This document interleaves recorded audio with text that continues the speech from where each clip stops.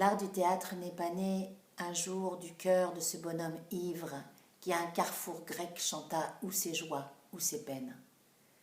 L'art du théâtre est né de cette passion calme ou hantée selon l'individu de connaître. Il en prend enfin toute sa signification lorsqu'il parvient à assembler et à unir. Le théâtre à Rampes, le théâtre à Hers, le théâtre à Loges, le théâtre à Poulailler doit disparaître s'il n'est pas déjà mort. Il ne réunit pas, il divise. Et n'est-ce pas le but immédiat d'un théâtre populaire d'adapter nos salles et nos scènes à cette mission? Je vous assemble, je vous unis. À cette inquiétude d'assembler en ces temps divisés des hommes et des femmes de toute pensée confessionnelle et politique, s'ajoute le souci quotidien de faire et de bien faire. Aurons-nous les premiers jours des salles combles? Je le pense.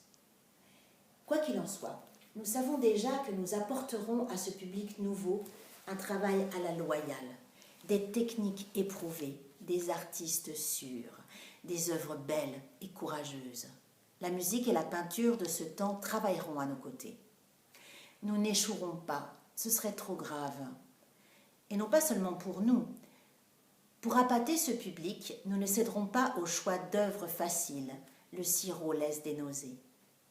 Nous tenterons cependant de ne pas aller à lui avec des œuvres absconses, encore que la littérature d'aujourd'hui y cache et découvre souvent des joyaux. Il nous faudra cependant défendre des œuvres difficiles. Nous n'avons pas d'exclusive.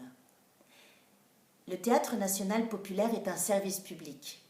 Il s'agit d'apporter à la partie la plus vive de la société contemporaine, aux hommes et aux femmes de la tâche ingrate et du labeur dur, les charmes d'un art dont il n'aurait jamais dû, depuis le temps des cathédrales et des mystères, être sevré.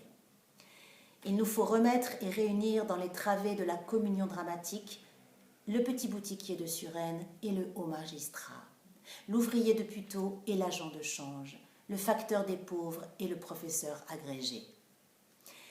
On sent bien qu'il n'est pas question pour nous d'éduquer par le truchement des chefs-d'œuvre un public. La mission du théâtre est plus humble, encore qu'aussi généreuse. Il doit plaire, séduire, réjouir et nous couper pour un temps de nos peines intimes et de nos misères.